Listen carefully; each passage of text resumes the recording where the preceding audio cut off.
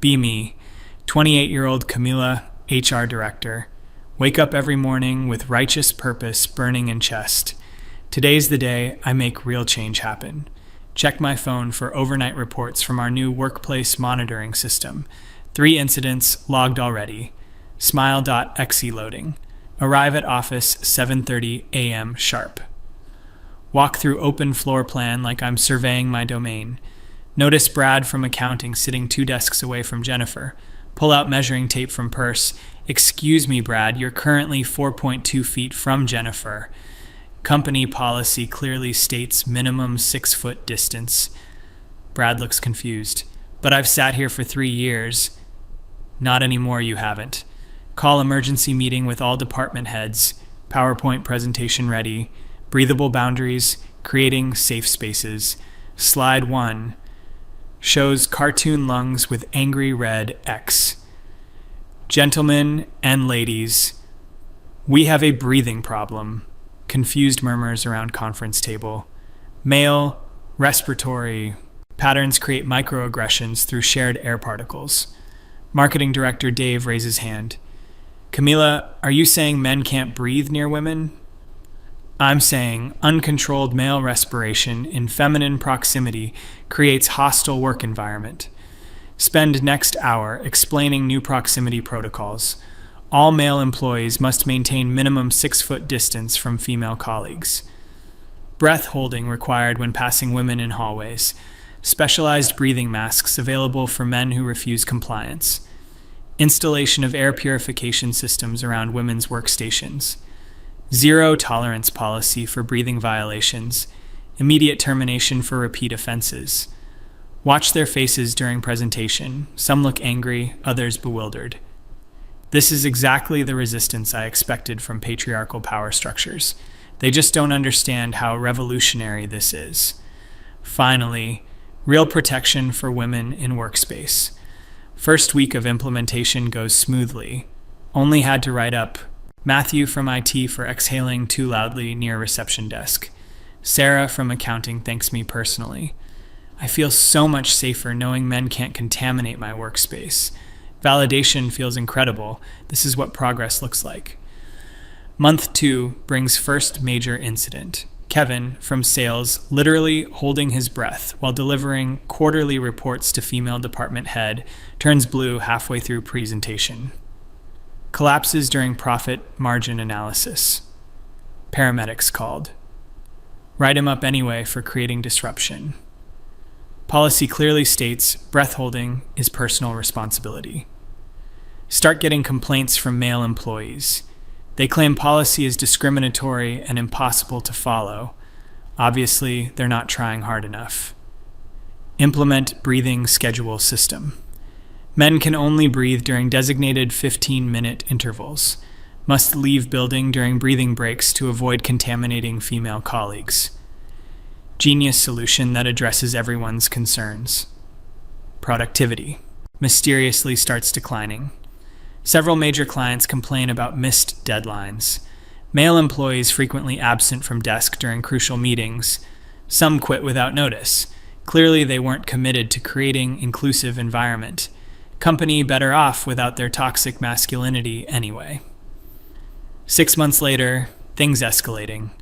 Caught Derek from engineering breathing while walking past women's bathroom. Immediate termination despite his protests about basic human needs. This is insane, Camila. People have to breathe to live. Maybe think about that before choosing to be born male, Derek. Security escorts him out while he's literally hyperventilating. Start receiving formal complaints filed with corporate headquarters. Ignore them, obviously. They don't understand the importance of this work. Revolution always faces resistance from oppressive systems. Schedule company-wide meeting to address misunderstandings. Mandatory attendance for all employees. Prepare. Comprehensive presentation about importance of atmospheric safety. Arrive to conference room full of angry faces, mostly men looking aggressive and entitled as usual. Few women seem uncomfortable too, but probably just internalized misogyny. Begin presentation, but immediately interrupted. Thomas from legal stands up. Camila, Can we talk privately before this meeting continues? Refuse initially, but other department heads insist. Agree to brief sidebar conversation, thinking I can educate him about policy benefits. Thomas leads me to smaller conference room, joined by Michael from HR compliance and James from operations. They sit across from me with serious expressions. Camila, we need to discuss some concerns about current workplace policies.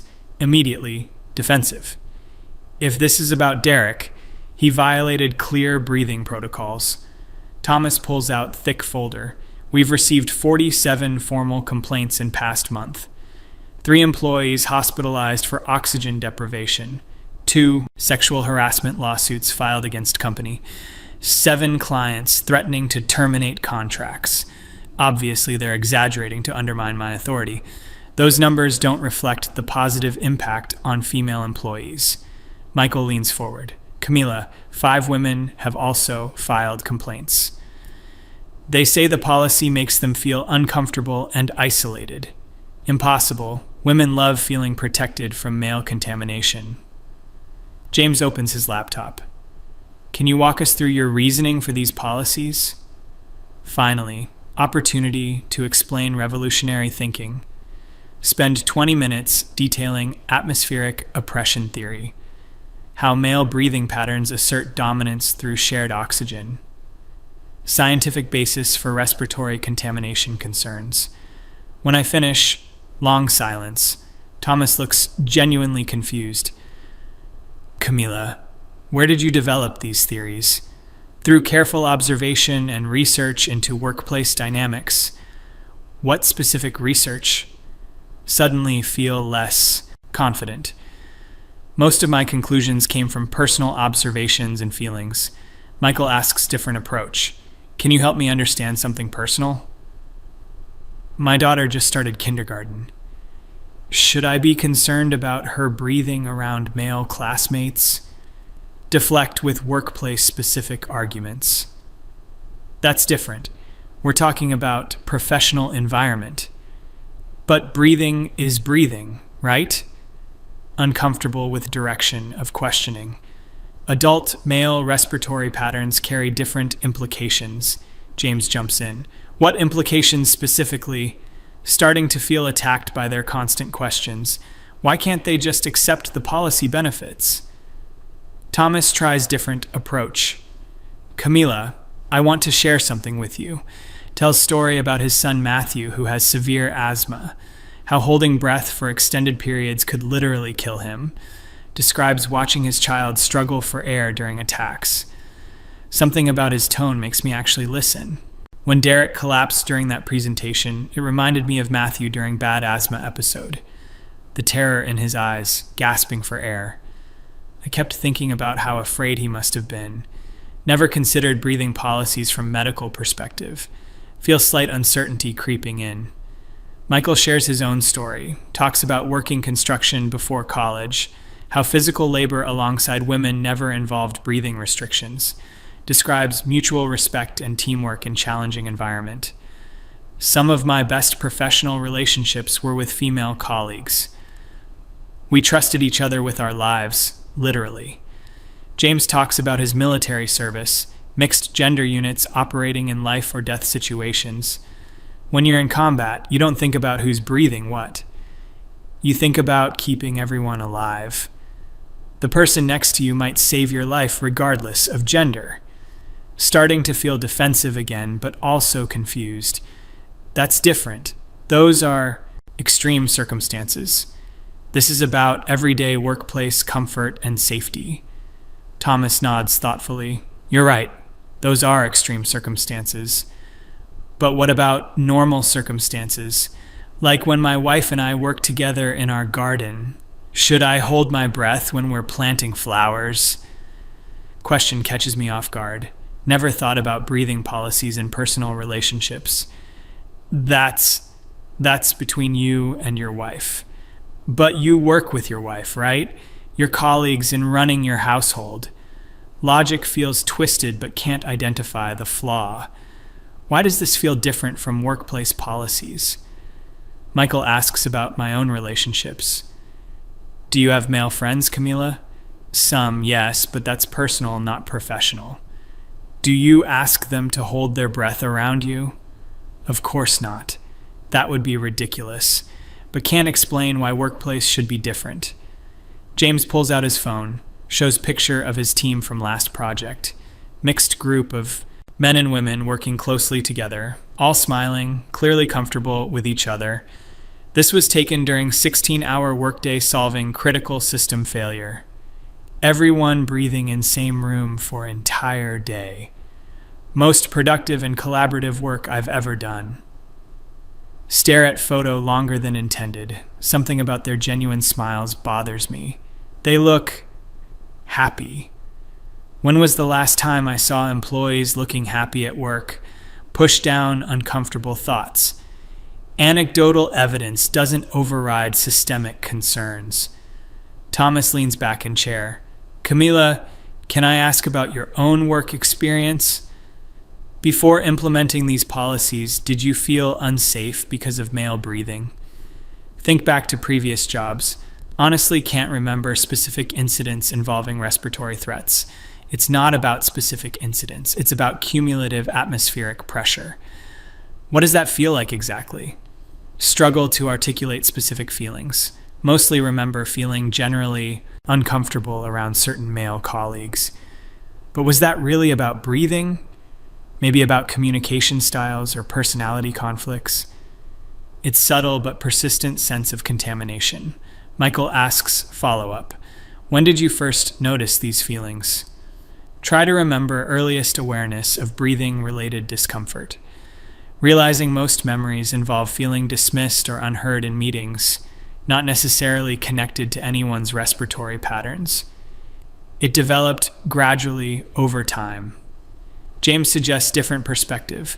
What if those feelings were about communication rather than breathing? Like being interrupted or having ideas dismissed. Those are real workplace problems that deserve solutions. Feel defensive surge.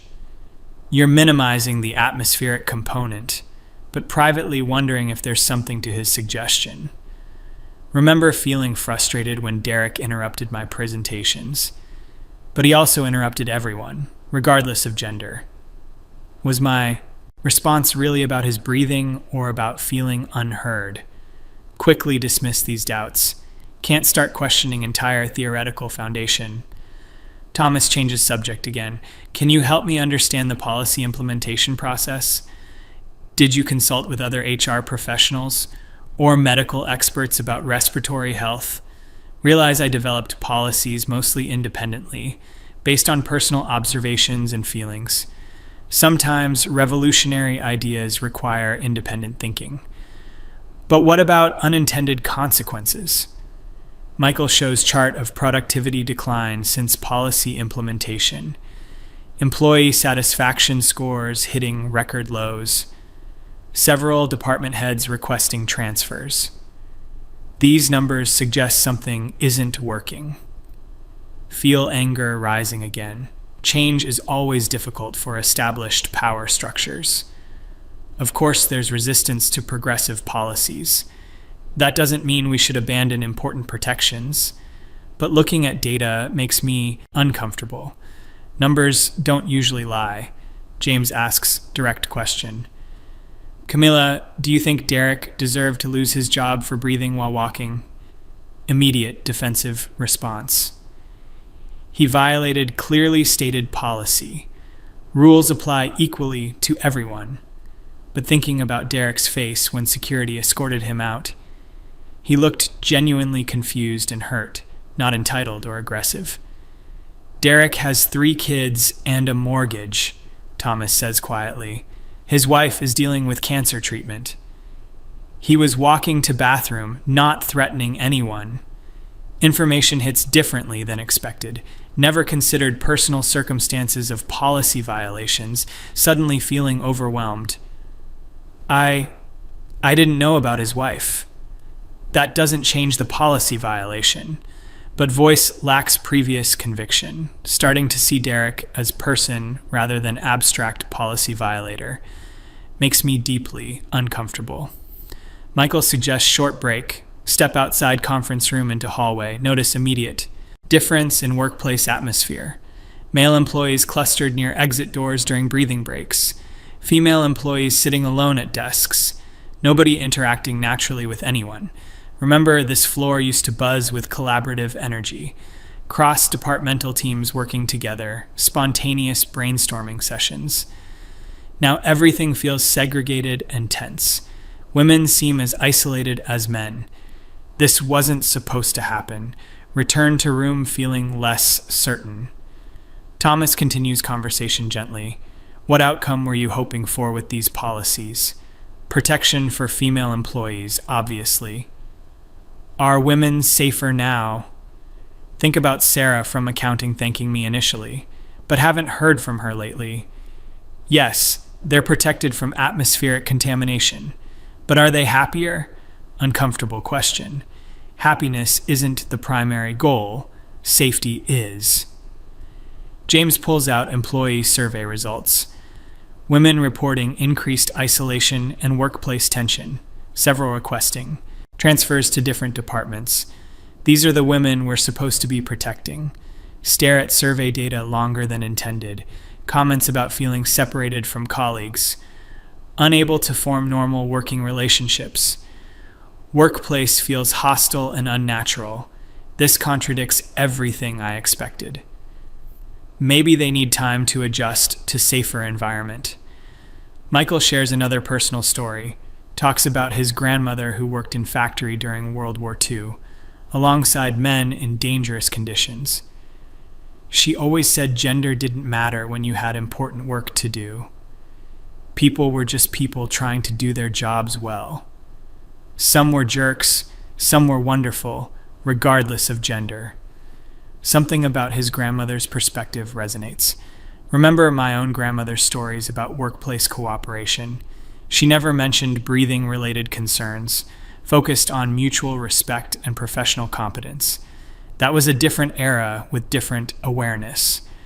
But, feeling less convinced by my own arguments, Thomas asks thoughtful question. What does an ideal workplace look like to you?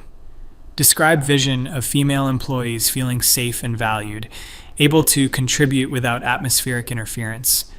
Men understanding impact of their respiratory presence. Everyone following clear protocols for interaction. That sounds lonely, James observes, like people working in separate bubbles. Is connection not part of workplace satisfaction? Never considered connection as positive workplace element, always focused on protection and separation. Michael suggests thought experiment. Imagine you're working on critical project with tight deadline. You need expertise from one colleague to solve technical problem, but policy requires him to hold breath during consultation. How does that serve the project or your professional development? Realize I've never worked closely with male colleagues since implementing policies.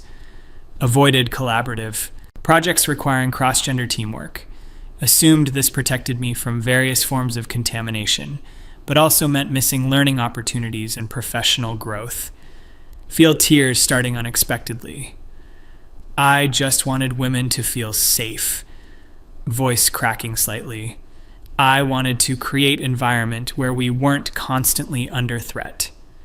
Surprised by emotional response. Usually maintain professional composure during policy discussions. Thomas hands me tissues. That's a worthy goal, Camilla. But maybe we can find ways to achieve safety without eliminating basic human interaction. What if safety comes through mutual respect rather than physical separation? Concept feels foreign but intriguing. James shares story about his daughter's science teacher, man who inspired her passion for chemistry. She wouldn't have discovered her career path without his mentorship. Should she miss those opportunities because he's male? Or should we focus on ensuring mentorship remains appropriate and professional, thinking about my own career development? Some of my most valuable learning came from male supervisors, professors who challenged my thinking, colleagues who shared different perspectives. Would breathing restrictions have improved or hindered those relationships? Michael returns to practical concerns. Derek's termination is being reviewed by corporate. They're questioning the legal basis for breathing-related firings. We might face wrongful termination lawsuit. Company could be held liable for discriminatory practices. Reality of legal consequences hitting harder than expected. The policy applies equally to all male employees. That's not discrimination. Actually, it might be gender-based discrimination. Thomas explains legal precedents. Policies targeting specific gender characteristics could violate employment law. Feeling walls closing in, months of careful policy development potentially illegal, professional reputation at stake. But women deserve protection from atmospheric contamination. Hearing own words, they sound less scientific than before, more like personal preference than objective policy. James asks crucial question. Can you point to specific research supporting atmospheric contamination theory or studies showing respiratory-based workplace harassment? Realize most of my theoretical foundation came from personal feelings, extrapolated into company-wide policies without scientific backing. The research is emerging. Emerging from where? Pressure building in chest. From careful observation of workplace dynamics. What specific observations? Struggle to identify concrete examples. Mostly remember feeling uncomfortable in various situations. Assumed discomfort came from breathing-related factors. Thomas suggests different interpretation. What if discomfort came from communication style differences? Or personality conflicts that had nothing to do with gender? Or normal workplace stress that everyone experiences? Possibilities I never considered. Always attributed negative feelings to gender-specific atmospheric issues. Michael shows me exit interview data from departed male employees, quotes about feeling dehumanized and treated like contamination source, unable to function normally in professional environment. Policies created hostile work environment. Reading their words triggers unexpected empathy. Remember Derek's confused expression during termination. He wasn't angry or entitled, just genuinely bewildered by losing job for basic biological function. But policy violations require consistent enforcement. Voice sounds weaker than intended, starting to question entire enforcement framework. James asks about policy development process. Did you pilot test these policies in smaller group? Or gradually implement with feedback periods? Realize I pushed through changes quickly, assumed resistance meant policies were working, never considered they might be fundamentally flawed. Revolutionary changes require bold implementation, but remembering employee responses differently now. Maybe confusion and distress weren't signs of patriarchal resistance. Maybe they indicated genuinely problematic policies. Possibility makes me nauseous. Thomas shifts to personal approach again. Camila, you're clearly passionate about workplace equity. That's admirable and important. But what if there are better ways to achieve those goals? Ways that bring people together rather than separating them? Feeling emotional walls starting to crack. I don't know other ways. Admitting uncertainty feels terrifying. Everything I read suggested atmospheric separation was necessary for safety. What did you read specifically? Can't cite specific sources. Mostly personal blogs and opinion pieces that confirmed my existing feelings. Michael asks about my personal relationships again. Do you enjoy spending time with male friends and family? Do you feel threatened by their breathing in social settings? Of course not. That would be absurd. Why is workplace different? Struggle to articulate distinction that previously seemed obvious. Realizing workplace policies created environment I wouldn't tolerate in personal life. Would never ask male friends to hold breath during conversations. Would find such requests bizarre and offensive. Why did professional setting justify different standards? Tears flowing more freely now. I thought I was protecting people. I thought I was creating safer workplace. But everyone seems miserable and isolated. James hands me more tissues. Sometimes good intentions can lead to harmful outcomes. Thomas asks gentle question. What would you do differently if you could start over? Overwhelming question. Months of policy development and implementation. Careers disrupted, trust destroyed. I don't know how to fix this. Maybe start by talking to employees, Michael suggests. Ask what would make them feel safer and more valued. Include everyone in conversation, not just women. Find solutions that build community rather than dividing it. Concept of inclusive solution finding feels revolutionary. Spent so much energy creating protective barriers, never considered collaborative approach to workplace improvement. What if they just want to maintain status quo? What if they give real insight into building better workplace for everyone? James shares final story, talks about team building exercise where employees worked together on challenging project.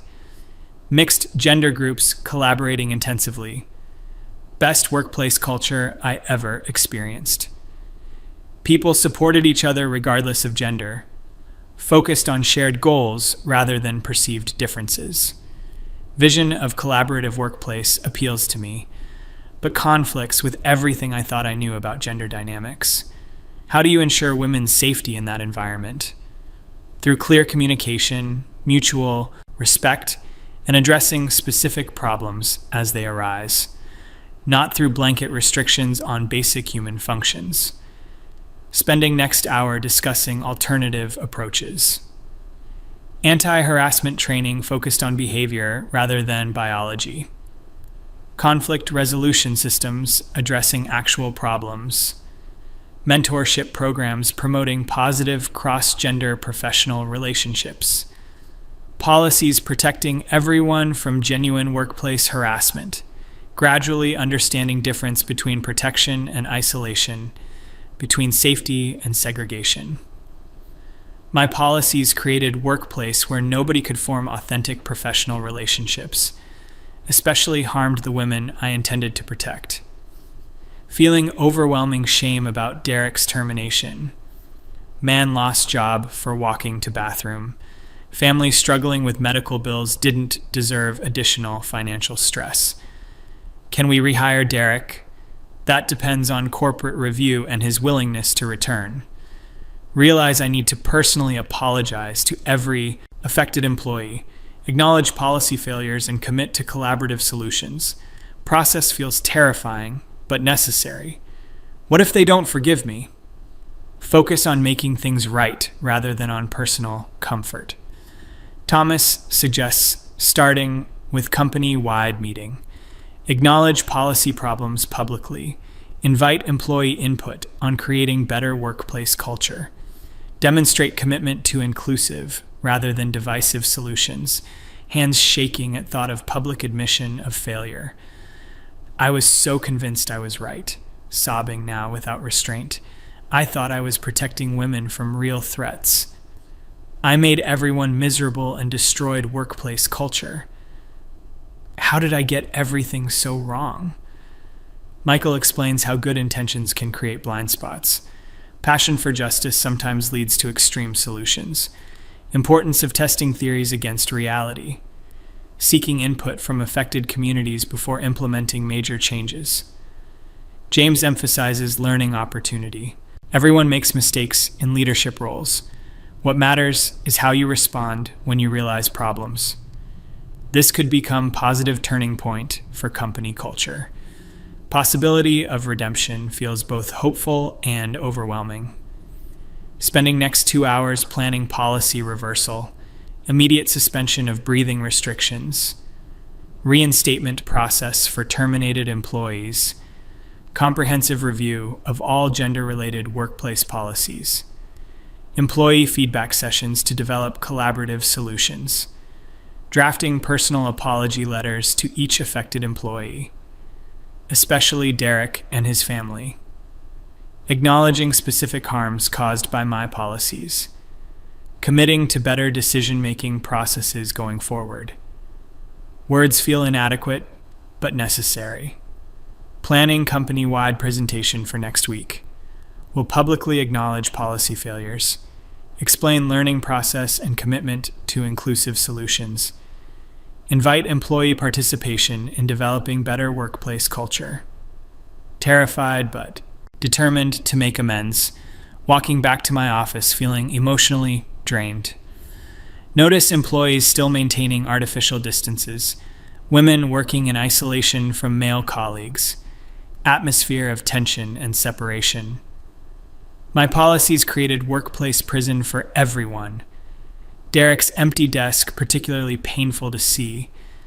Family photo still sitting there from when he was escorted out. His kids smiling up from frame. Wife who's battling cancer. Consequences of my rigid policy enforcement suddenly very real. Sit at desk drafting resignation letter. Maybe best thing for company is my departure. Allow someone else to rebuild workplace culture. But then remember Thomas's words about learning from mistakes. Perhaps staying and fixing problems shows more integrity. Decide to stay and work on solutions, even if process is uncomfortable and humbling, even if employees don't immediately forgive policy mistakes. Rebuilding trust requires presence and consistent effort. End of day, walking through office one final time, imagining workplace where people collaborate naturally, where protection comes through mutual respect rather than physical barriers, where women feel valued for contributions rather than separated for safety. Tomorrow will begin long process of rebuilding, starting with genuine apologies and policy reversals, continuing with collaborative development of inclusive workplace culture, learning to lead through connection rather than division.